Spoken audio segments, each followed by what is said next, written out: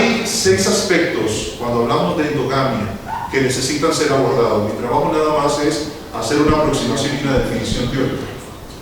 El primero tiene que ver con lo que llamamos los factores de herencia.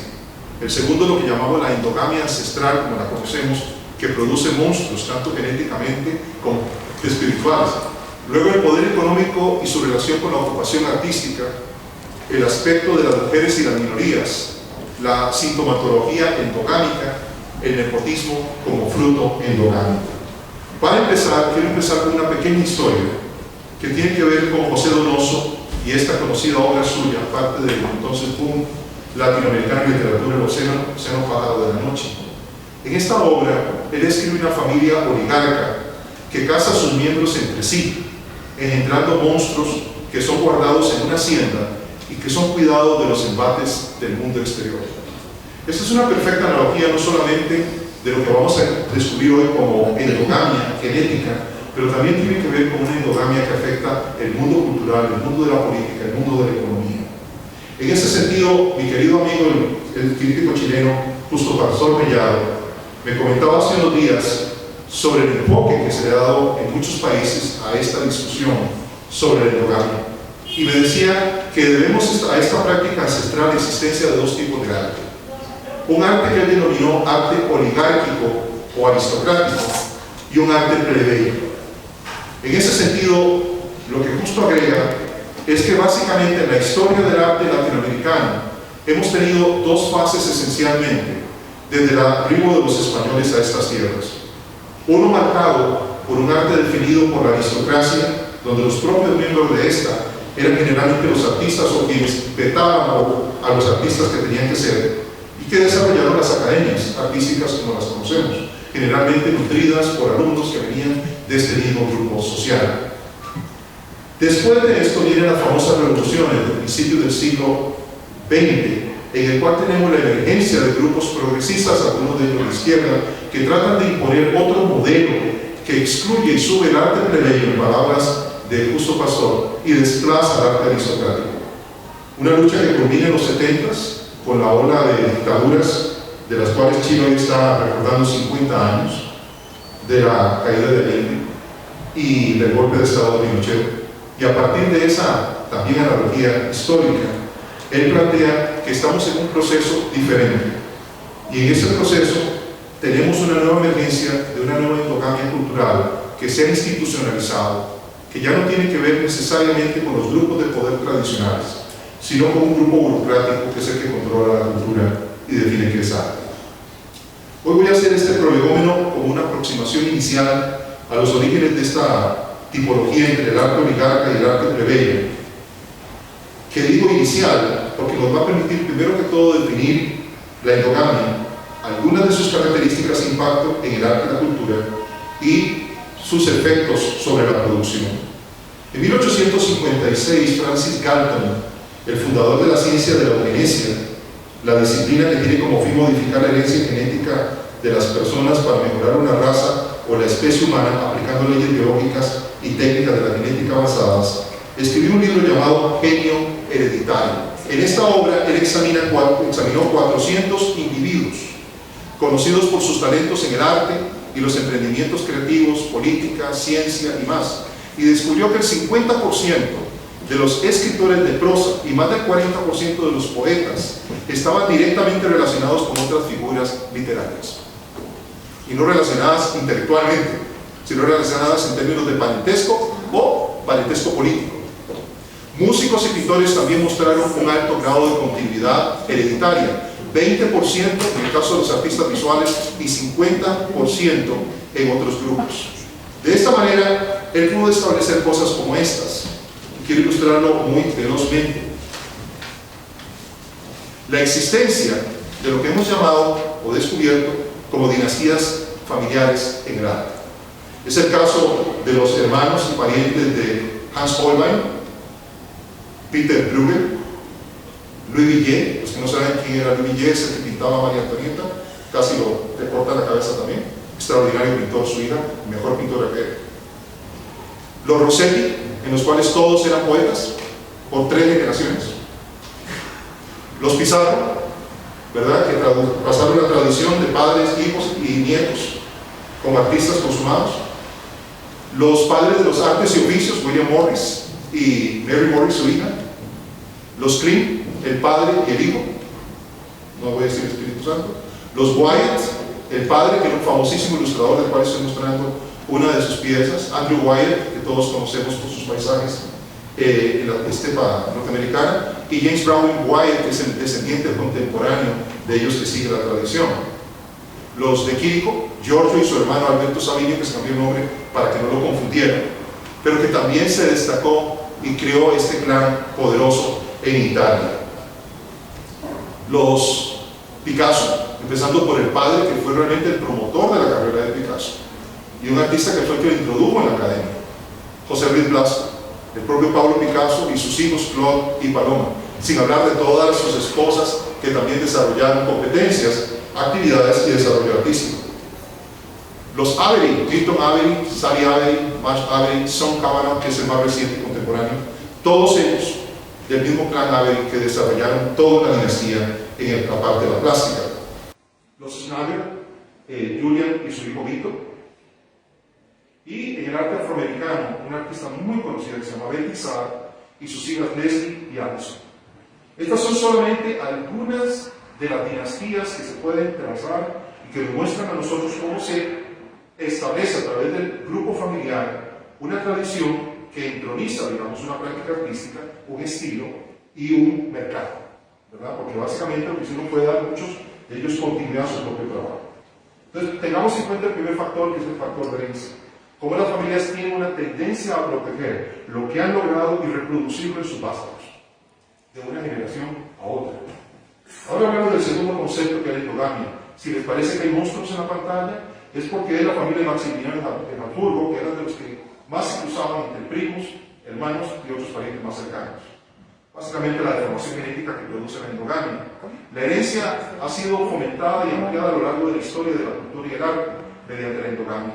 Una práctica según la cual un grupo de individuos rechaza o niega la incorporación de individuos ajenos al propio grupo, con base, ¿verdad?, obviamente en el parentesco, que puede ser incluso político. A veces no tenías que ser sanguíneo, no tenía que ser el mismo ADN, pero si te hacías parte del grupo que incorporabas, asumías todas sus características y detenías sus mismos valores. La palabra como tal se compone del prefijo endo, que significa dentro, y gamia, que significa unión. Carlos II de España es otro claro ejemplo del cruce endogámico. La endogamia es un comportamiento o una actitud social en la cual se impide a miembros de otros grupos asociarse o unirse, bien para el matrimonio, que era una razón primaria, proteger el núcleo, bien para la reproducción, garantizar la continuidad de la familia, o con miembros de un grupo determinado. En este sentido, los grupos endogámicos acostumbran a limitar las uniones, alianzas o matrimonios de los de su grupo, tomando en cuenta factores como tener una ascendencia o linaje común, pertenecer a una misma clase social, tener la misma religión, ser parte del mismo grupo ideológico, ser parte del mismo grupo étnico o ser natural de la misma zona geográfica. Como ven, el tema endogamia no aglutina únicamente el aspecto familiar. Uno de los elementos interesantes de cómo la endogamia se articula e influye en el mundo del arte a lo largo de la historia es la relación que hay entre el poder económico que aglutinan o resumen o acumulan con cada generación los grupos poderosos endogámicos y su influencia en la ocupación artística. Karol Jan Gorodiecki es un investigador danés que publicó un estudio en el 2019 extraordinario. Él se puso a estudiar el censo de los Estados Unidos desde 1850. Al estudiar el censo, él descubrió que las familias con mayor poder económico y posición social producen la mayoría de los artistas. A veces uno escucha a los artistas criticar los privilegios de ciertas clases y nos olvidamos de que para ser artista en el fondo es una suerte de privilegio. Pero cuando lo vemos a la luz de la endogamia, entendemos que también es un factor vinculado directamente a la herencia, al poder económico de un sector y a la familia de pertenencia a la que estamos ligados. Gorodiecki comparó el trasfondo socioeconómico y la ubicación geográfica de personas que se identificaban a sí mismas como artistas, músicos, autores, actores u otra profesión creativa comparada con otros campos. Déjenme mostrarles cómo funciona esto. Una persona, dice Borowiecki, perteneciente a una familia con un ingreso de 53 millones de colones, ¿les parece una cifra alta? ¿Les parece alto ganar 53 millones al año? Al año, 53 millones al año. Sí, claro. ¿Les parece? Un empleado público promedio con 20 años de experiencia gana aproximadamente 24 millones de colones al año, con un salario de 2 millones mensuales. Ahora sí, otra vez, ¿les parece alto? Bueno, ese es el mercado de clase media. No nos acercamos al 6% de la gente más poderosa de Costa Rica. Un ingreso de 53 millones son el equivalente hoy en día a $100,000, que supone, estadísticamente, que da 2 veces más probabilidad de que un miembro de ese clan o de ese grupo, comparado con alguien que proviene de una familia que gana la mitad, se convierte en artista. Si una familia hace $1 millón por año, hay 10 veces más posibilidades de que uno de sus miembros entre al ámbito artístico que otra familia que hace solamente $100,000 al año. Hay o no una relación. Él es un economista artístico, es una carrera nueva y es un investigador extraordinario. Pero quiero mostrar algunos ejemplos históricos que comprueban la tesis. Leonardo da Vinci, Michelangelo Buonarroti, Rembrandt van Rijn. ¿Cómo sabe usted eso, Juan Carlos? Lo voy a contar brevemente. Leonardo da Vinci era hijo de Serpiero da Vinci y Caterina Butti de Vaca. El padre de Leonardo era abogado y notario florentino. El abuelo paterno de Da Vinci representaba una de las familias de notarios más exitosas de Florencia. Cuando hablo de un notario, una firma de notarios exitosa, no estoy hablando de 53 millones. ¿Sabes? Piensen eso por 10 o por 100. Déjenme hablarles de Michelangelo. Venía de una larga línea de banqueros florentinos. Su padre trabajó en posiciones de gobierno y fue administrador judicial en la localidad donde vivió. La familia descendía de la nobleza toscana. Hasta aquí llegamos con patada en el suelo. Okay. ¿Qué les parece Rembrandt? Rembrandt no venía de una familia artística, ni pudiente, pero su esposa estaba más que acomodada. Fue la que lo mantuvo en su periodo glorioso de carrera. Y cuando ella murió, como era tan perro, decidió no permitir usar los recursos de la herencia y empezó la caída económica de Rembrandt. Pero por el tiempo que tenemos del siglo de oro, ¿verdad? Por la tesis, Rembrandt brillante, tenemos una esposa detrás financiera. Eduard Manet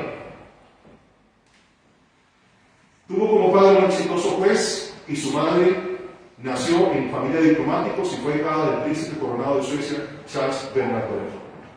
Como se sabe, su padre deseaba que siguiera la carrera de letras, pero ya vimos la regla de los $100,000.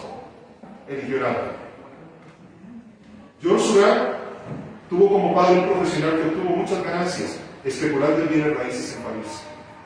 Paul Cézanne tuvo como padre un exitoso banquero que adquirió propiedades que luego el artista aprovechó, y así se pudo sostener artísticamente. ¿Serán suficientes estos ejemplos para ver la correlación entre el ingreso o poder económico de grupos endogámicos, en el que los matrimonios son siempre por conveniencia históricamente hasta el siglo XIX, y su relación con los artistas? Ahora bien, ¿qué pasa con las mujeres en este proceso del siglo y medio de análisis? Borowiecki descubrió también que a finales del siglo XIX la tendencia de género cambió en las artes, predominando las mujeres sobre el número de hombres en ocupación artística. Estadísticamente hay más mujeres ocupadas en actividades artísticas que hombres, contrariamente a lo que dice el INAMU. El ámbito en que hay más presencia de mujeres es en la música, seguido por la literatura. Luego vienen las artes visuales y finalmente la actuación. Conforme al estudio, las probabilidades de convertirse en artistas es un 18% más alto en las mujeres que en los hombres. En cuanto a la presencia de minorías en el arte, la mayor parte de los registros no tienen nada hasta inicios del modernismo. Pero entre el inicio de 1900 y el 2010 alcanzan el 20% de la producción artística mundial, las minorías. Quiere decir que los ingresos económicos y la cultura endogámica juegan un rol determinante en que dicha disparidad se mantenga y que el arte siga siendo un arte producido por personas de origen privilegiado. Y esto no tiene que ver con que sean blancos, negros o de otro color. Veamos algunos síntomas del problema que nos causa la endogamia. En primer lugar, favorece una sociedad cerrada a los cambios e innovaciones profundas y democratizadoras. Cuando adopta un cambio, el cambio es puramente, ¿cuál es la palabra que usa el presidente Solís? Coqueto sexy. Básicamente superfluo. No cambios profundos, no cambios que cambien la estructura realmente del pensamiento, los paradigmas que sostienen esta sociedad. En segundo, prolifera el nepotismo. Y el nepotismo no es solamente familiar, igual que el endogamia, no es solamente familiar. Restringe los espacios críticos y cuando se articula, se traduce la crítica como un ataque personal. Escucha eso a menudo. 4. Establece políticas culturales que favorecen unos grupos en detrimento de otros. La forma en que se hace la discriminación es así. No es, por ejemplo, que yo digo, no voy a presentar ninguna exposición que produzca el grupo de acuarelistas que dirige mi amiga María María. No, lo que hago es esto. Simplemente presento a los otros. Nada más. ¿Entienden cómo funciona la discriminación? No es hecho a tal grupo, no. Privilegio a tal grupo de tal manera que tales grupos son invisibilizados y no tienen oportunidades. Por eso estamos aquí y en el Museo de Arte Costarricense también. ¿Captan la idea? Además favorece la autocomplacencia mediante el gradualismo cultural, y le voy a robar aquí a Víctor una idea de su presentación. Poquito, chiquito, despacito. Y además, todos intuitivamente sabemos que es así, porque yo tengo, cuando voy a la calle, me dicen primo, padre, tío, y yo te juro que no los conozco. Porque como dice Víctor, en uno de sus escritos del año 2000, somos hermaniticos por pocos grados de separación genética. No es porque es un país chico, es porque somos un país endogámico. Hay dos sociedades. Vamos a ver a cuál pertenecemos. Karl Popper, filósofo austriaco, afirma que hay una sociedad cerrada y una sociedad abierta. La sociedad cerrada es donde el individuo no es libre y está subordinado a un colectivo o a una verdad incontrovertible que no puede ser discutida, so pena de que seas automáticamente convertido en alguien fuera del círculo. Esa verdad es mágica y a la vez es privada, porque se invierte o se viste el poder de cierta parafernalia con la finalidad de que parezca poderosa y divina. Eso ha sido así en la historia. La otra cosa interesante es que representa el destino inevitable del ser humano que éste solo puede aceptar. Así es como ha sido siempre. No podemos cambiar eso. El segundo modelo de sociedad de Popper es la sociedad abierta. Es aquella donde los individuos pueden y deben adoptar decisiones personales. Eso es tremendamente incómodo, ¿no? Tomar decisiones sin pensar a quién voy a lastimar, o si me van a aceptar, o si me van a querer, o si les va a parecer bien lo que escribo. Es incómodo, ¿verdad? ¿No sería más fácil complacer a los demás? ¿Cuántos hemos intentado complacer a los demás sin ningún éxito? En la sociedad abierta asumimos la responsabilidad de no ser aceptados, pero tomamos la decisión de tomar decisiones, donde la verdad siempre es parcial y por lo tanto es posible someterla a debate. No hay absolutos, donde las respuestas no se han completado. Una mujer extraordinaria tomó esto de Popper y lo refinó. Se llama Marta Traba, muy mal querida en Costa Rica. Ella refinó la filosofía política de Popper y la aplicó al contexto latinoamericano, hablando de dos tipos de áreas: las áreas abiertas y las áreas cerradas. Las primeras se caracterizan por su progresismo, su afán civilizatorio, su capacidad de absorber y recibir al extranjero, su amplitud de miras y su tendencia a la glorificación de las capitales y los centros metropolitanos. Allí ubicó a Argentina, Brasil, Uruguay, Chile, México y Venezuela. La segunda área es la cerrada. Es definida por aquella donde predominan las condiciones endogámicas.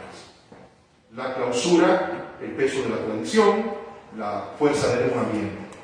Y agrega que la cultura de un área cerrada se caracteriza por la triple alianza de la pobreza inmigratoria, es decir, es un país mucho más similar o homogéneo. La defensa de la tradición precolombina, un tema que curiosamente los artistas contemporáneos retoman de una manera, yo digo, endogámica, y la defensa de la tradición colonial, así como la exaltación de los valores locales. Allí ubica ella Perú, Ecuador, Paraguay, Bolivia, Colombia y Centroamérica, donde está Costa Rica. Costa Rica es una sociedad cerrada y es endogámica. Su fruto principal se llama nepotismo. Pero no se preocupen, en todas partes se cuecen habas. En la Bienal de Venecia del 2017 y en Documenta 14 de Gacela, los curadores de ambos eventos incluyeron a sus compañeros sentimentales en la programación de la exhibición. El curador Adam Chinchik director artístico de Documenta 14, incluyó a su compañera, su amante, Alexandra Barchesis, y Christine Marcel, de la Bienal de Venecia, incluyó el trabajo de su compañera, Michelle Sciacciopera, en la exhibición central en Venecia. Si en dos eventos de arte, los más importantes del planeta, se manifiesta un flagrante nepotismo, ¿qué podemos esperar de otros espacios menos prominentes, donde curadores y burócratas culturales reflejan ese método también? En el mundo del arte elitista, el nepotismo importa. La exhibición de artistas en una muestra debido a su mérito, el éxito de su trabajo y su significancia debería ser el estándar. Sin embargo, domina las muestras insulsas y efímeras, donde la curadora, por ejemplo, exhibe la obra de sus aliadas, de su amante y de sí misma. No voy a decirle nombre. Costa Rica. Rara vez preguntamos a curadores e instituciones el racional detrás de sus decisiones, debido a que el arte es generalmente subjetivo. Si el arte es subjetivo, todo es arte, si todo es arte, todo vale. Está bien, ¿no? Eso es Costa Rica. Chiquitito, chiquitito, bonito y sin pelearse. Ok. Es interesante que en la industria del arte no se requiere que los curadores compartan información sobre su relación con los artistas que exhiben. Cuando se confrontó a la organización de Documenta 14 en Cassel sobre el nepotismo evidenciado, respondieron: esta decisión no viola el código de conducta de la organización. Entonces se vale. Y si se vale en Cassel y se vale en Venecia, ¿se vale en Costa Rica? Ok.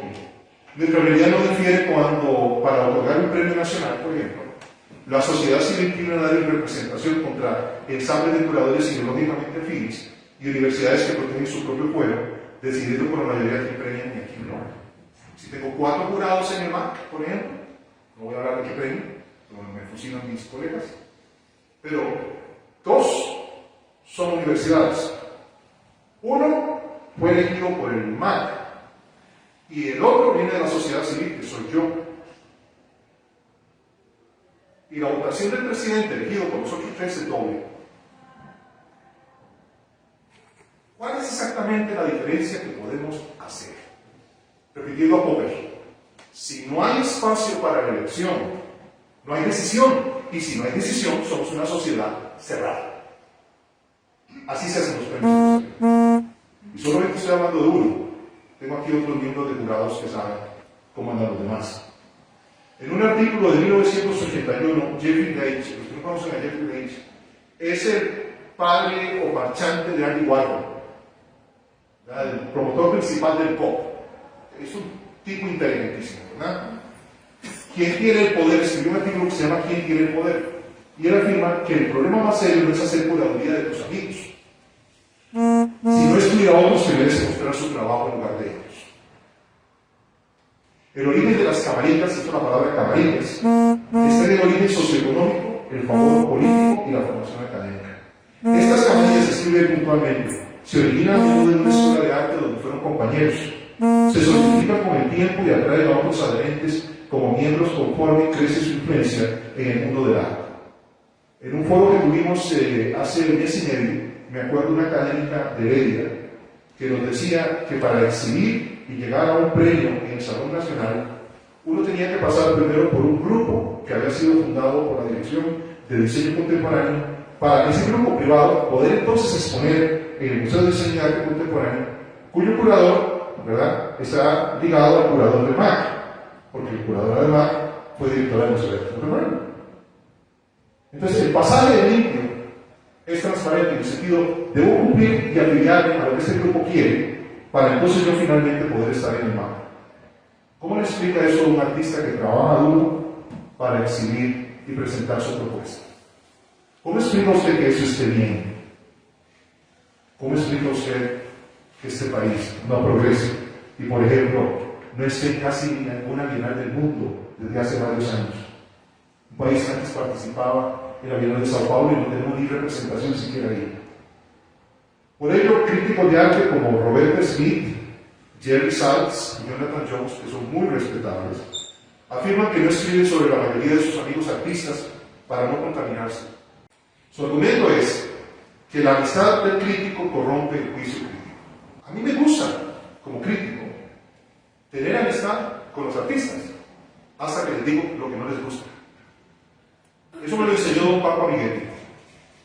Una vez Paco tomándonos ahí un JB junto con unos pelibales y mayonesa en la tarde. Nunca podía ver también son como vos. Sí, igual en la Paulina. Y entonces le digo, Paco, tengo un problema con su trabajo y ese es cierto. No les voy a decir cuál es el problema porque se publicó en la Nación. Ahí lo pueden buscar. Y le dice, si usted publica eso, ya no podemos ser amigos. Digo, con el dolor del alma, esto no lo estoy haciendo por mí, lo estoy haciendo por ustedes. Porque lo que están haciendo con su trabajo es destruir su legado. Dicho y hecho, publiqué el artículo un viernes en la Nación y al día siguiente la esposa de este señor me llamó y dijo que me acercara. Y nunca volvieron Paco ni siquiera para su entierro. Después de tener una amistad intensa de 4 años. Entonces, tienen razón ellos. Es un problema ser amigo de los artistas, pero eso no quiere decir que no sea enemigo de los artistas. Pero es saludable también para el curador tener amistad con las personas que curan, pero necesita a toda cosa cuidarse de que eso no excluya a otras personas que merecen estar en las exhibiciones. Queda claro que nos hemos acostumbrado a trabajar en un medio dominado por el poder endogámico, en el sistema político, cultural y académico, y sus vástagos, a saber, el nepotismo y el aislacionismo cultural. Sin embargo, esta falta de transparencia es solamente una producción artística mediocre y pervierte las oportunidades de los artistas íntegros de proyectar su arte más allá de las fronteras de esta cerrada y endogámica Costa Rica. Muchas gracias.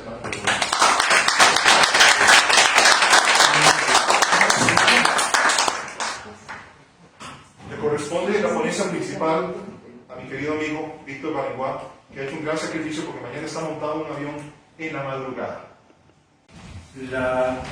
La idea mía es relacionar bastante paralelo a lo que acaba de desarrollar Juan Carlos con Flores,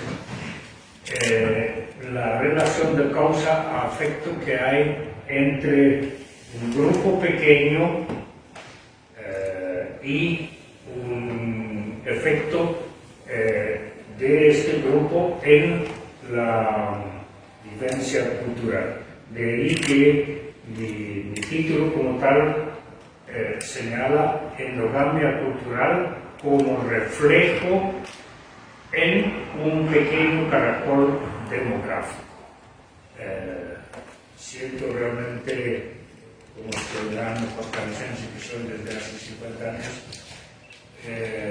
que estamos viviendo efectivamente en un pequeño caracol. Pero he contribuido con dos vástagos, uno que es chileno y el otro que es ecuatoriano, que es dramaturgo, crítico de teatro, de teatro, y que en este momento está en Málaga, en una actividad suya. El otro es economista, para llevar el contrapunto. Bien. Advierto que voy a hablar de algo de lo que en realidad sé poco, porque yo no soy artista, a lo sumo por ruego explícito de otra chilena, y me siento muy chilena en muchos aspectos, víctima de Pinochet directamente. Es Sara Astica la que me empujó a aceptar ser crítico de teatro, que lo fui en el periódico La República, cuando era un poquito más sólido que ahora. La cuestión es que sí, me siento muy fuertemente parte de esta generación que rompió en gran medida o en cierta sólida medida la endogamia demográfica y cultural aquí, con toda esta avalancha realmente que llegó desde Chile, desde Argentina, desde Uruguay, en los años 75, por menos de una década. He investigado eso con una persona, tengo al respecto un estudio que se va a publicar, pero insisto en específicamente lo teatral, que es más quizá los vídeos por afinidad. Sí. Tengo quizá una ventaja yo para esta exposición, el hecho de que soy extranjero. Juan Carlos me recalcó incluso con un gesto esta condición. Y soy además un extraño extranjero, que es diferente. Al respecto, Friedrich Nietzsche y casualmente un árabe que conozco bastante bien por un estudio que estoy desarrollando, Abdel Fattah Quirito, se preguntan en épocas diferentes, a partir de lugares diferentes, cómo hacerse extranjero. Es una pregunta interesante. Lo otro, una respuesta que desde luego Juan Carlos y yo vamos a declarar como a priori falsa, es la inmersión en el grupo, en la pelota, en la masa. Tenemos desgraciadamente mucho de eso en la aplicación. Para mí el hecho de ser extranjero no es una cosa, no es un aspecto de cédula, de identidad, ni mucho menos, sino una manera de ser, una postura, una perspectiva metodológica.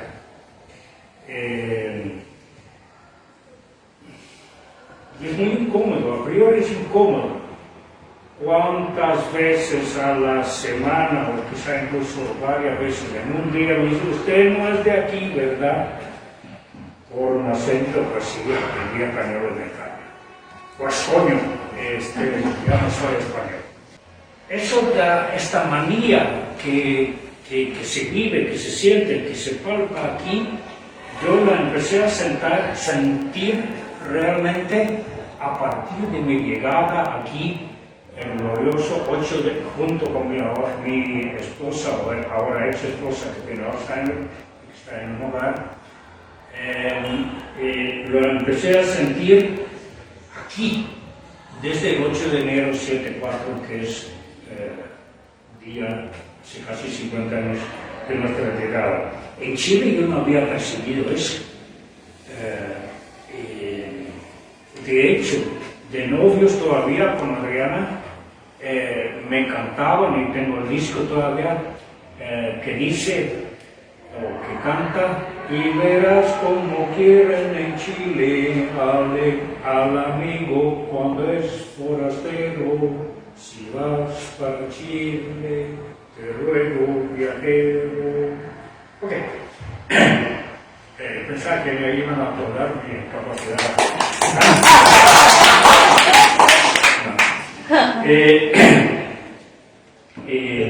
Esta manía, repito, la palpé por primera vez aquí y creo que es aquí donde percibí también un factor causal, una herencia de casi 9 siglos. Es la presencia árabe de casi 9 siglos en la península ibérica.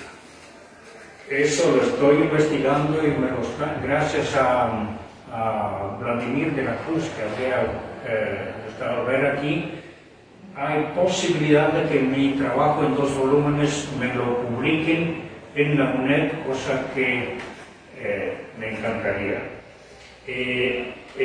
Refiere justamente a lo árabe en nuestro convivir aquí. Que por supuesto, pues evidentemente todo el mundo, aunque no sea filólogo como yo, va a decir, bueno, Víctor, es evidente, con tanta palabrita de alfiler, de alfaro, incluso almuerzo, es árabe, almuerzo es morder en latín. ¿Cómo? Camisa, pantalón son árabes. Sí, hay montones. Como anexo de mi trabajo hay unas 30 páginas de una selección de palabritas, de vocablos que me parece a mí que son usuales. Por ejemplo, tarea, por ejemplo, rincón, que eso, hombre, una cosa. Es decir, no es solo lo evidentemente al y todo eso, que es muy engañoso también. Esta problemática de la ascendencia árabe se puede palpar, y no la voy a desarrollar aquí, pero se puede palpar, sería útil si es que me exigen una versión escrita, lo investigaré, sobre la problemática del incesto, por ejemplo, de la relación intra-grupal, en sentido realmente estrecho. Sí. Entonces, con el permiso del anterior presidente Alvarado, que conozco personalmente, en algún momento he pensado escribir en La Nación, donde todavía me aguantan de vez en cuando alguna cosa, he pensado escribir un artículo con el título de Familia Alvarado, no solo por la cantidad industrial, habría que tener la cifra en mano, de apellidos, de gente de apellido Alvarado, sino por el síntoma. Es en todo caso lo que quiero desarrollar aquí en complemento, desde luego, a lo que ya Juan Carlos desarrolló con flores. Bueno, a mí lo que me llama la atención enormemente, y desarrollo eso muy brevemente en 7 puntos, primero, a partir de la repetición de los apellidos aquí. Para mí el apellido es bueno, lo señala el vocablo mismo, es algo que apela, que llama la atención. En mi tierra los apellidos son más bien de tipo diferente. Valois, que es el apellido primero mío por un papá francófono, significa valle en el bosque. Y el segundo apellido por mi querida mamá es Verbis. Ver es una contracción de Wander. Bis es un lugar famoso. Sí. Los apellidos nuestros, por mayoría, creo yo, son más bien de tipo topográfico. Aquí no, son directamente relacionados con la persona. Y pues en 7 mini puntos van ejemplos. En Cartago, por ejemplo, los monjes, uno puede tener fe a los monjes, pero de ahí a que todos sean monjes es un poquito exagerado, pero es la vivencia en Costa Rica. Conste que fui muy amigo de Luis Alberto Monge en este caso, como traductor e intérprete. En Santiago de Cervantes, que es casualmente por el lado de Cartago, hay una mini población de casi 7.000 habitantes, y resulta que allí hay una endogamia, utilizo la palabra, sí, pero de una cerrazón, de un cerrado del corazón, cerrado del corazón, impresionante. Hay muchísima incidencia de la familia portugués, no sé por qué portugués, dentro de la misma península ibérica, son iguales pero distintos que diría el viejo Figueres, pues todos tienen bellos ojos verdes. No deja de ser un indicio biológico que pasa hacia una vivencia cultural, a lo cual voy a llegar después. Y luego hay decisiones políticas. No olvidemos que hasta 1935, que no es así 4 siglos para atrás, en el Valle Central era prohibido, tajantemente prohibido para los negritos, que los quiero mucho, acercarse a esta cuadrita que se llama Valle Central. Es realmente un valle intermontano en el sentido literal y mental de la palabra. ¿Sí? Luego, no muy lejos de donde vivo, hay una calle Fainas. No lo he averiguado, pero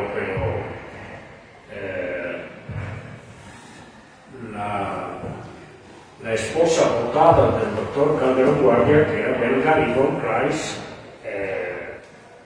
yo la encontré ahí en la vereda botada porque no alcanzaba a pagar el arriendo. Y von Kleist, esposa del gran doctor Calderón Guardia.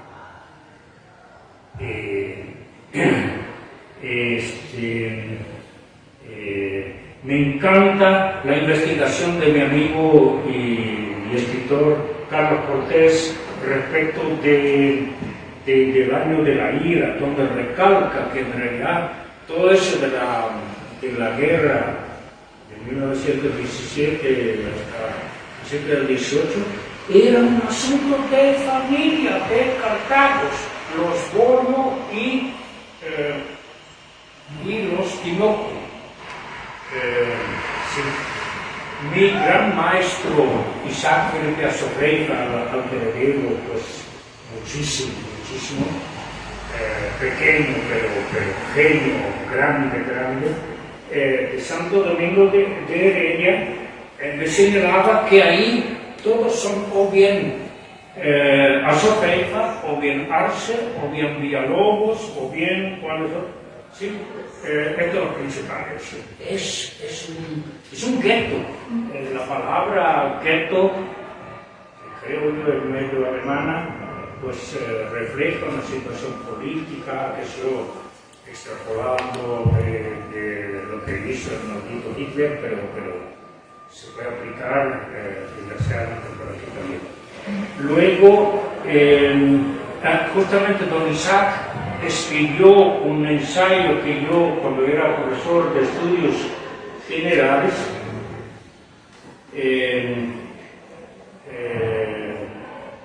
he estudiado varias veces porque me encantaba. El título es revelador, se llama La isla que somos. Pues sí.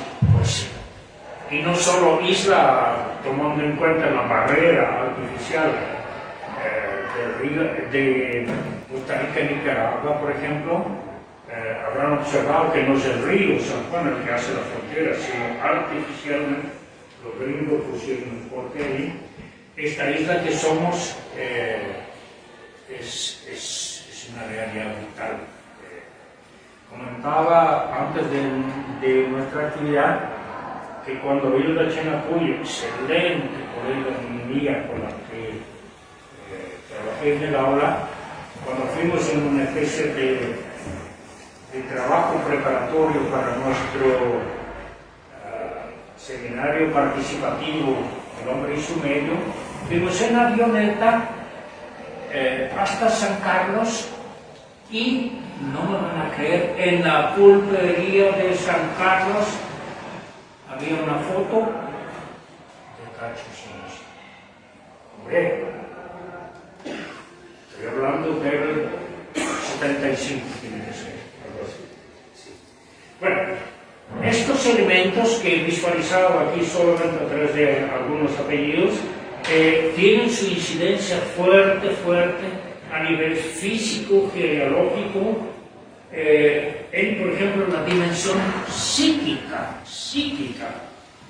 A nivel individual, dicen de los ramonenses, que los quiero mucho, tengo varios amigos por ahí, entre otros el doctor Ortiz del Hospital Sin Paredes, muy lindo, metafórico el nombre, dicen de los ramonenses que ellos o bien son poetas o son locos.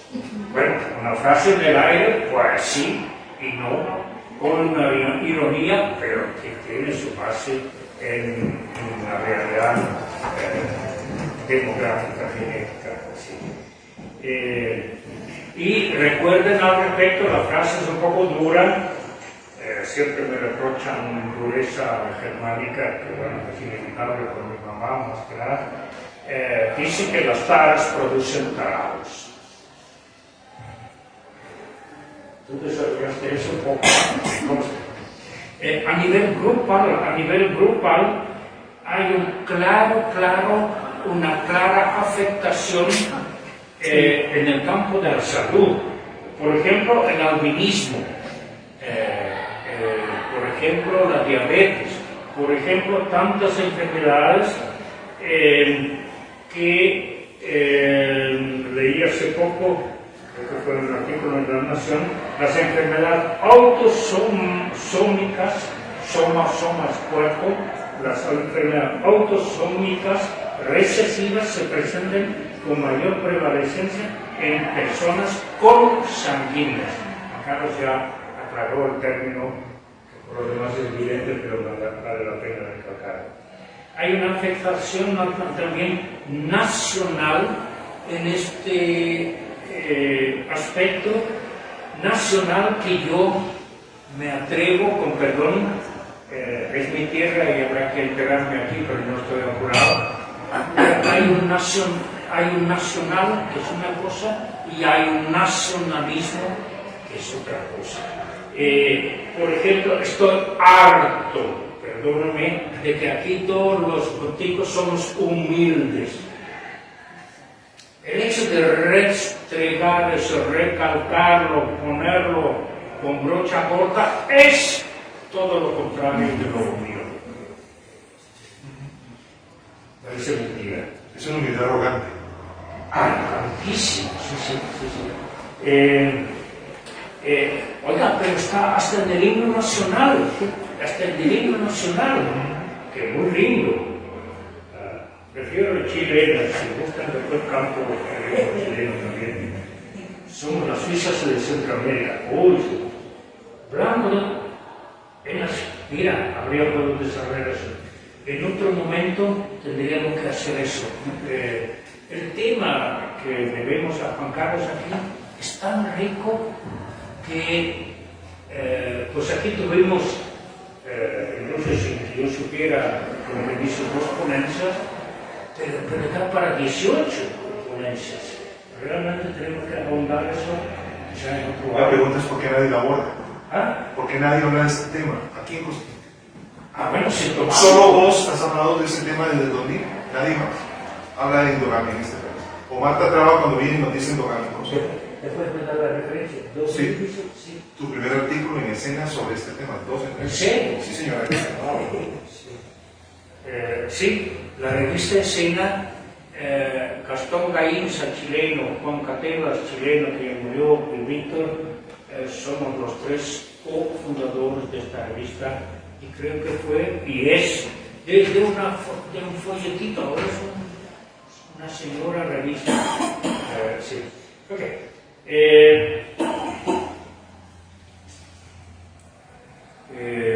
Lo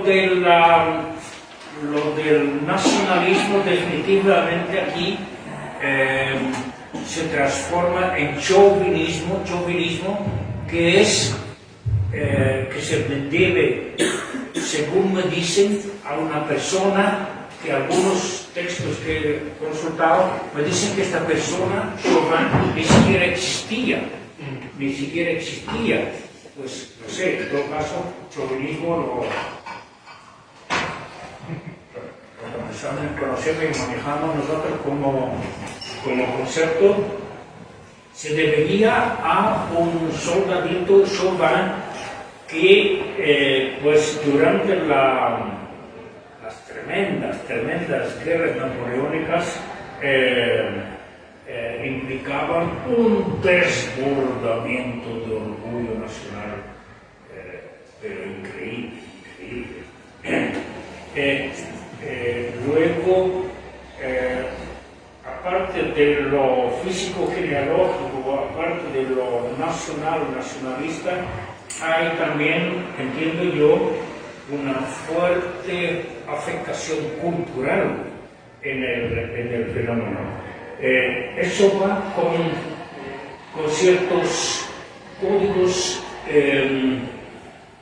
artísticos, expresivos, pero que se diluyen. El costumbrismo aquí es, pues sí, muy lindo en algunas cositas, muy lindo, muy cariñoso, honesto, aunque sea de un grupo geográfico pequeño, pero a su vez, no sé si justamente por verlo de fuera, lo veo tan asfixiado y asfixiante en el lector. pero sigue como un orgullo nacional, por sí. El costumbrismo en Chile, en Argentina, etcétera, era muy fuerte. Es muy lindo, muy diferente. Argentina, que ahora está por el suelo, con una diversidad, pero exactamente opuesta a la que vivimos aquí. Tremendamente diversificada por elementos de la colonia, por elementos de la guerra, por tantos factores, etc. A mí me gusta en este contexto aquí señalar un descubrimiento para mí gracias a Jacques Sago, como sé, Yolanda Corrientes. Cartago, era Cartago, sí, y su maldito esposo machista restregaba eso, nacida en San José por accidente, pero a su vez que era Cartago, como por cierto Carmen Rango, por ejemplo, también, cuya amistad me honraba yo hace tiempo de volver, pues Yolanda Unamuno trata de ser típica, pero no de una manera tan monocorde,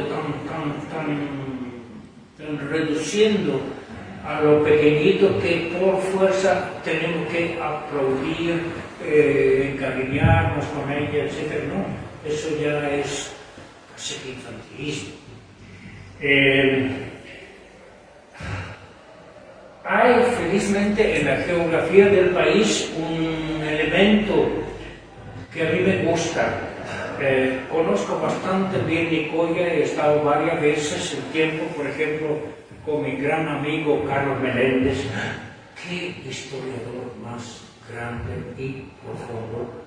Estuvimos en varios congresos en Guatemala, etc. Pero nos tocó en un aniversario en Nicoya, recuerdo haber visto el palo volador, así, fantástico, para mí todavía con ojos muy europeos, quedé impresionado.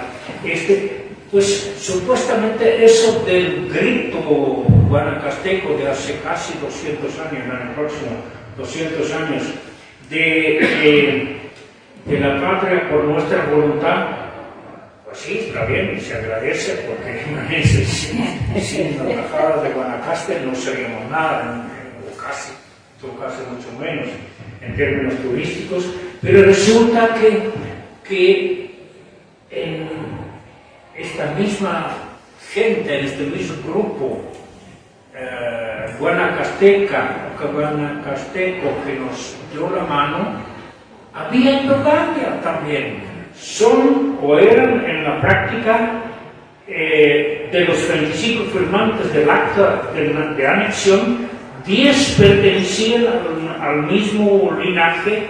Miren, no hemos utilizado la palabra linaje. Ok, gracias. Briseño-Giales. Yo pensaba que era una excepción y no, toca ser menos evidente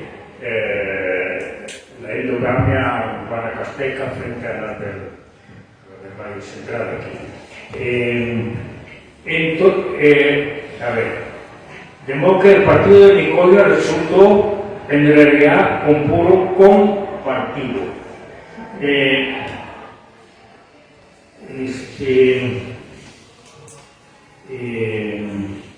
mis apuntes tengo aquí la idea que quiero desarrollar mínimamente a partir del estudio al cual ya aludé sobre lo árabe en Costa Rica. Los términos de aldea y de barrios son dos términos árabes entre nosotros. Aldea es un vocablo administrativo de una unidad pequeña y barrio era también lo mismo, una subdivisión de una aldea que implicaba barrios. Repito, a nivel de administración, los árabes, que creo que no lo subrayé suficientemente, recientemente, no es que se fueron en 1492. ¿Sabe cuántos árabes había todavía en la región de Valencia y de Alicante, etcétera, donde está mi hijo segundo en este momento? Más de 1 millón en 1614. ¿De dónde saca la historiografía, no solo tica, sino latinoamericana, que en 1492 tabla rasa para afuera todos los judíos, que sí, tienen una maleta socialista, digamos. En Alemania, en tiempo de Hitler, y alojado en un hospital en Berlín, en el hospital judío, no les ponían la nacionalidad, ponían judíos, punto. Sin ubicación territorial, cosa que para nosotros es esencial el apego a la tierra, al prelupio.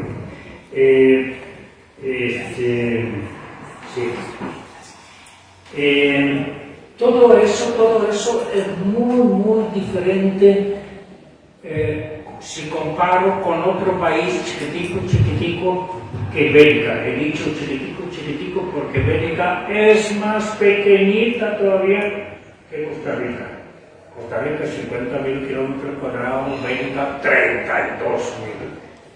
Eso sí, con más del doble, casi el triple de población. Y esto va aumentando. Hay una afluencia hacia Bélgica tratando de cruzar el Atlántico, se quedan, se hunden, se mueren.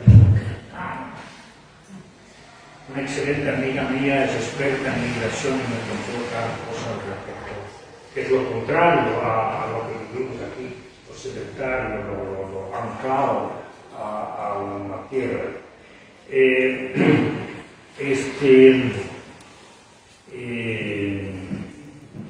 Bélgica fue históricamente,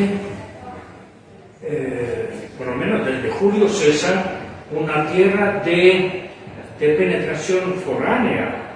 Julio César, en la primera página en latín que teníamos que memorizar, dice: por un hombre fortísimo es un belga. Todos los belgas, incluso si no han estudiado latino o griego como yo, conocen esta frase. De todos los pueblos, los belgas son los más valientes. Así. Primero que hay una ligera discordancia. Belga y no es exactamente territorialmente lo mismo que lo que él aludía. Ni siquiera comparando con el Asterix, hay un libro fantástico de Asterix donde los belgas, que para uno como belga pues incita a la carcajada de una manera fuerte. Pues, es justamente demoler todos estos estereotipos, todos estos estéreo quiere decir fijo, tipos, martillar hasta que quede en el subconsciente incluso. Bélgica, por ejemplo, el territorio, así, fue invadido por 18.000 grupos humanos. Por ejemplo, los hunos con H, y también por los otros también, que pueden ser,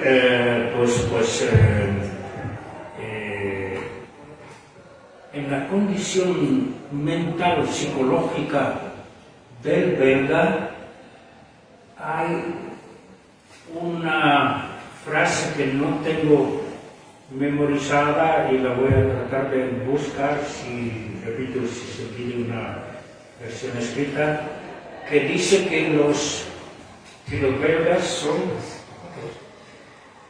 son los más mediterráneos del norte.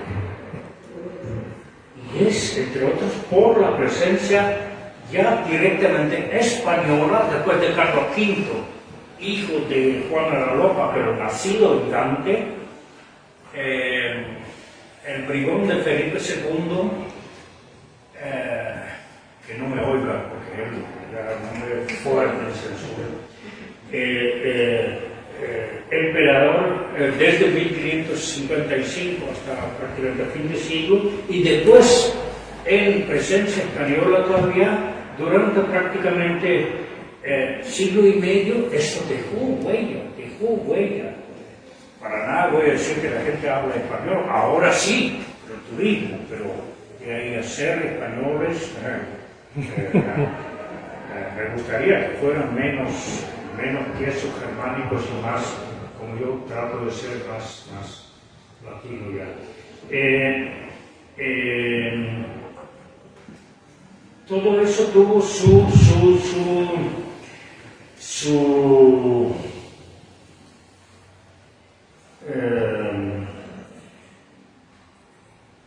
término, la presencia española y después austríaca a través del Waterloo, que casualmente está en Bélgica, a 15 kilómetros de Bruselas. Voy a abreviar, posiblemente en complemento de lo que tú, Juan Carlos, señalaste. Es evidente aquí la endogamia en el círculo, en tantos círculos. Pues Silvia Castro, presidenta de la American Chamber, es la prima de Ana Caterina Müller, ministra de Educación. Dice el seminario universidad con cierta ironía, es legal pero éticamente cuestionable. En otra parte que leí hace poco en el periódico La Nación, la tragedia golpeó por partida doble a una familia de apenas en Alajuela. Un niño de 5 años falleció luego de él y su madre fueron atropellados por un vehículo que al parecer era conducido por una prima del pequeño. Este es el colmo de la tragedia no griega, pero tica. Leo hace poco, 5 familias dominan 36 rutas de buses. Qué buena. Eso desgraciadamente se repercute no solo en que lindos somos familia, repercute en lo criminal, o por lo menos consta, se evidencia en lo criminal. En julio de este año supe de la violación y embarazo de su propia hija por un cabrón, con perdón del vocabulario un poco académico, hija de 12 años. ¿Cuál es la gracia? Leo también, el mes pasado, el nuevo líder de la agrupación criminal es un empresario con 8 familiares entre los delegados del partido. Cosa negativa, sí, pues la maldad, parece que la maldad se pega por ósmosis.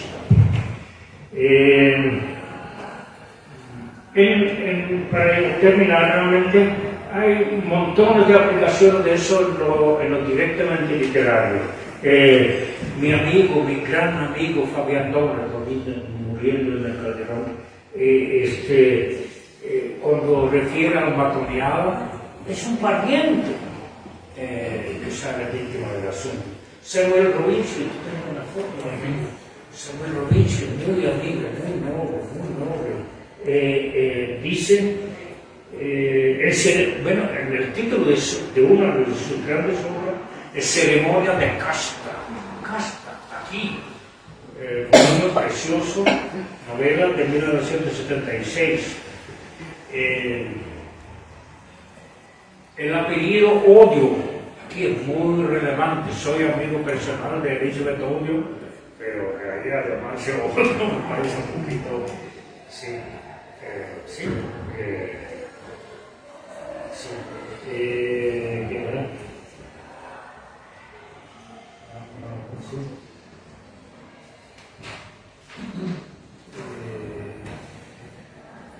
Sí, como los buenos y breves, el don es bueno, eso lo dijo Graciano, el escritor español. Termino aquí pidiendo que bueno, abramos los ojos a eso. Muchas gracias.